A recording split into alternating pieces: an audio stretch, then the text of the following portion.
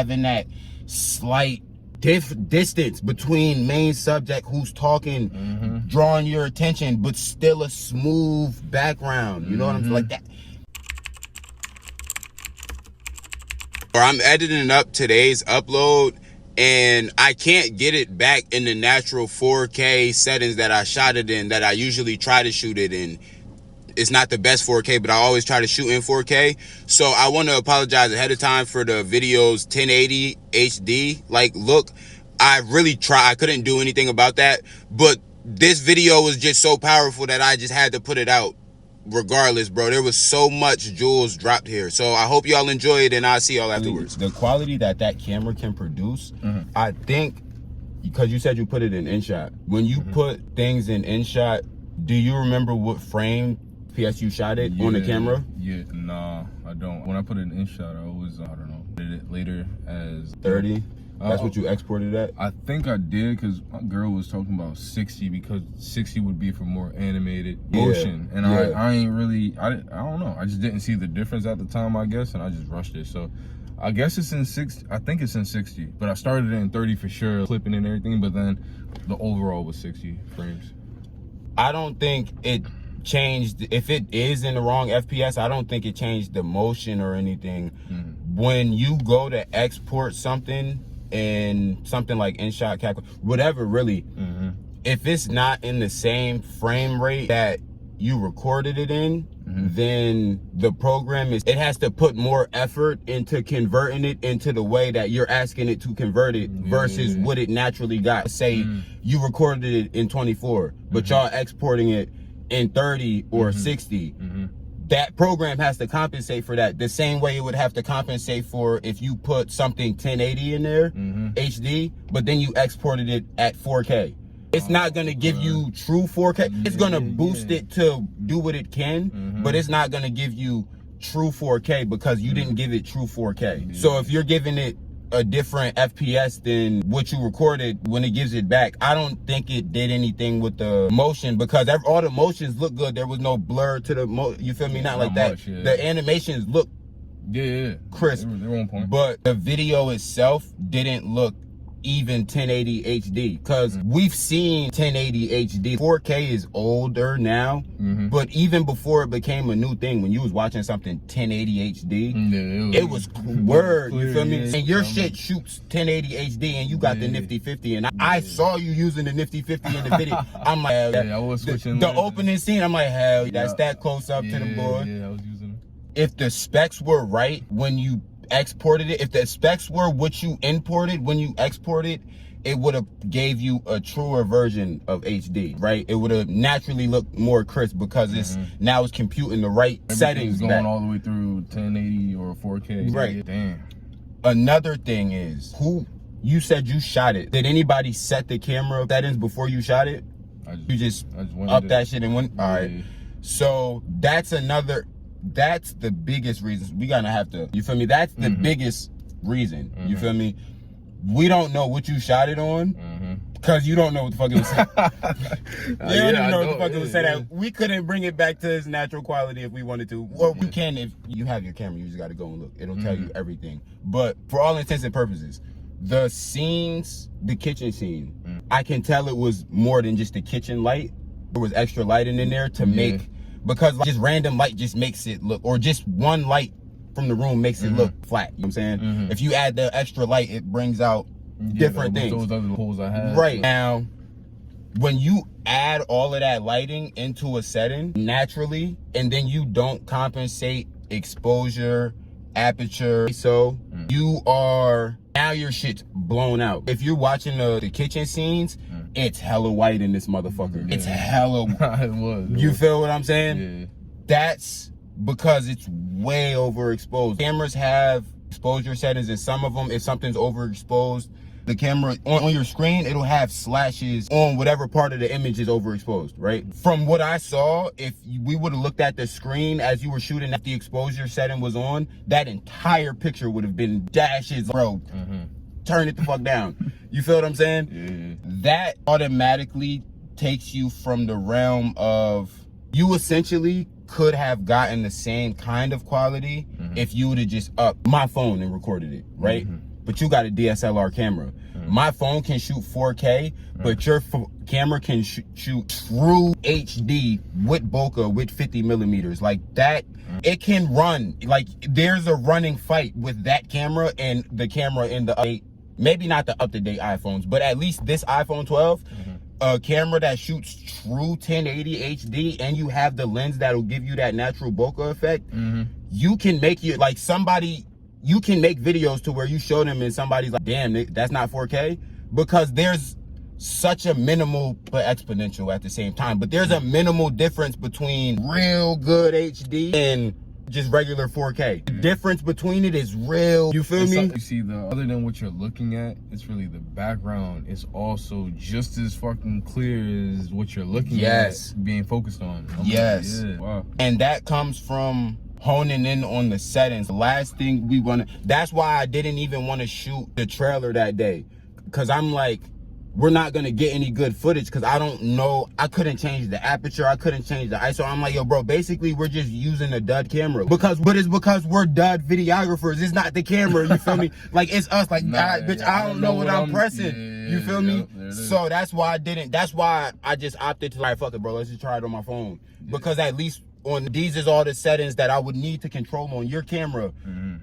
But I know where they are and I know what this is. Like that says ISO, thank God. This means aperture. I don't know why, but I've done this so many times that I know that's the aperture button now. And I know that this is the exposure now, because it's usually the plus and minus. That's usually what exposure is. Unfortunately, I can't do the bokeh effect thing. That fucking sucks. Yeah, that's the main thing, everything. That was the main reason that I bought a camera, or that I got my first camera, because I was using my iPhone before and I was making good quality videos. But when I was watching true cinema, it was just like bokeh here, bokeh there. I'm just like, you can't escape that beauty. Like that shit is just so beautiful, and it brings out everything, like having that slight distance between main subject who's talking, drawing your attention, but still a smooth background. You know what I'm saying? Like that. It's cinematic beauty. That's why it's everybody's bread and butter. You feel me? So the fact that I could only get a fake version of that using a phone, because I could take my footage afterwards and then blur out the background, but then it just looked like a blurred background with me talking. That's how you get them ugly ass YouTube, the real looking shits where, I know what you mean, like Zoom videos and shit. You feel me? That's how you get that. Like, bro, I want that real bokeh, bro. So that's why I had a phone gimbal.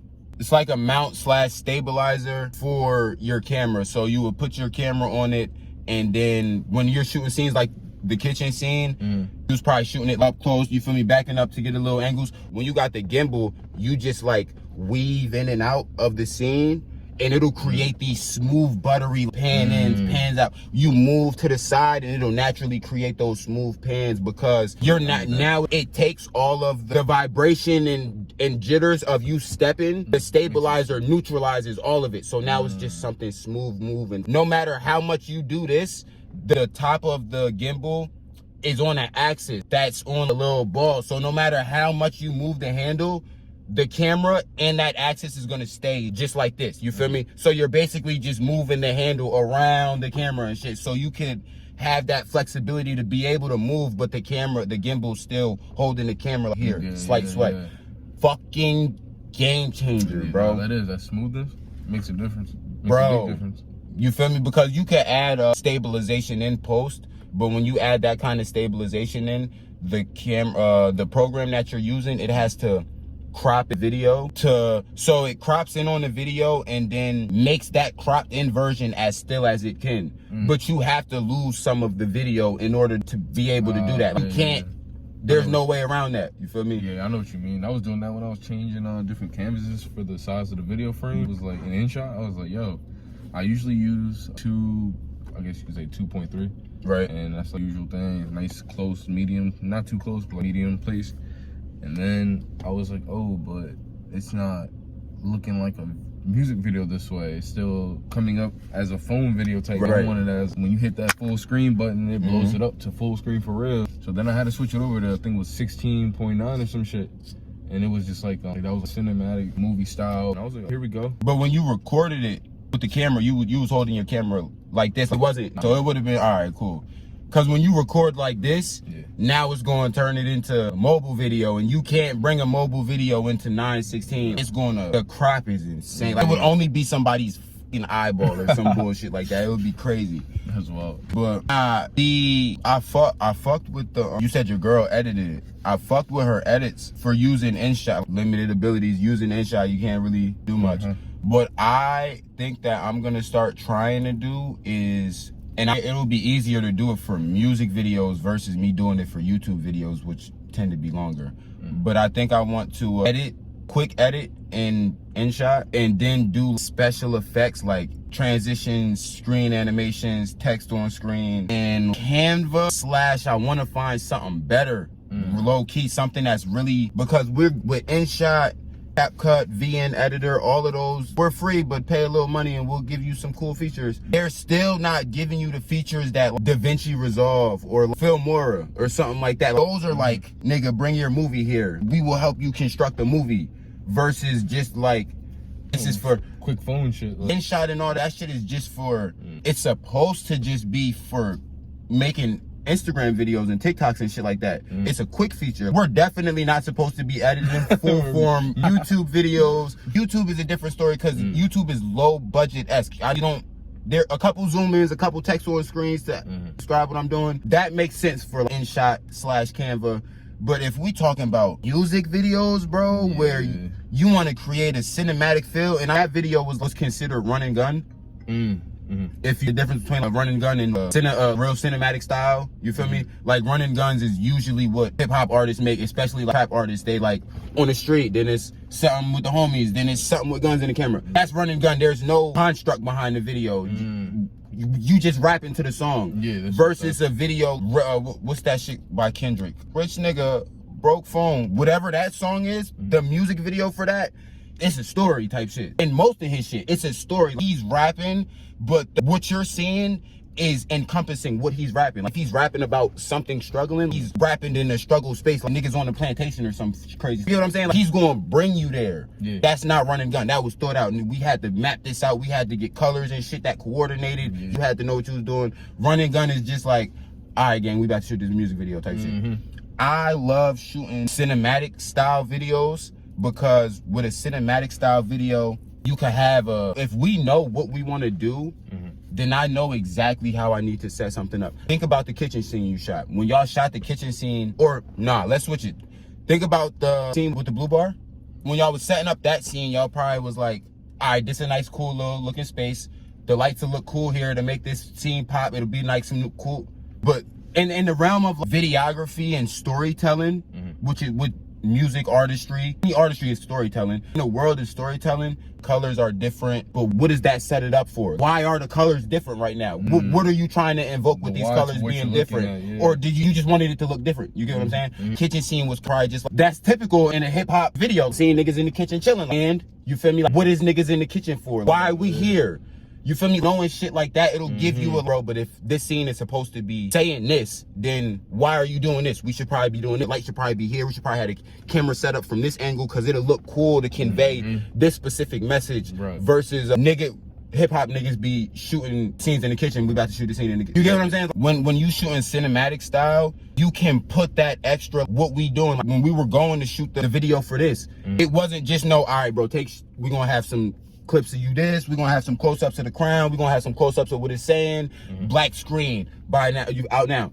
No, I told you, it's gonna be a voiceover, cinematic. I'm gonna have a nice music with the background, cinematic, talking about struggles and standing in resilience and how you can come out of resilience, right? And then in the main scene is gonna be me sitting, dark room, to give that moody feel. That's intentional. The moody feel is intentional. Then we're gonna have the red light, because red corresponds with fire, which is what this collection is, Forged in Fire. So red or orange corresponds with that. Then we're gonna have that extra light, giving that special effects fire feel, because that just makes sense, Forged in Fire effect. Along with the moody, the explanation of a story of resilience and coming out of the fire stronger, that's a story.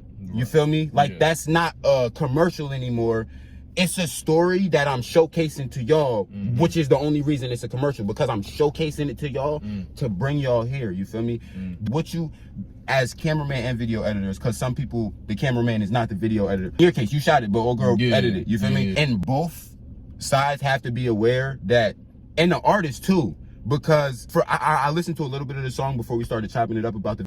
Hey, so I cut that video short because the part 2 was actually not about camera work at all, and it was all about artist personal development and shit like that. And I felt like that'd be a fire, just separate standalone video for y'all. So part 2 of that is going to be coming tomorrow. So if y'all like part 1 and want to know what's in part 2, you know, hit the subs, hit the bell so y'all stay notified when the next episode drop, and I'm gonna see y'all there, man. Oh, and above anything, stay consistent, stay obsessed, and protect your crown. I'm gonna see y'all in the next one.